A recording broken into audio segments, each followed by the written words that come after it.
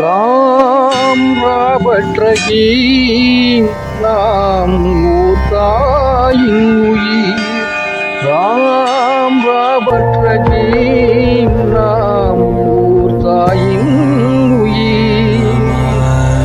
தொப்புள் கொடி உறவே மூவருமே, தேசிய கொடி காப்போம் யாவருமே. வந்தே மாதரம், வந்தே மாதரம்.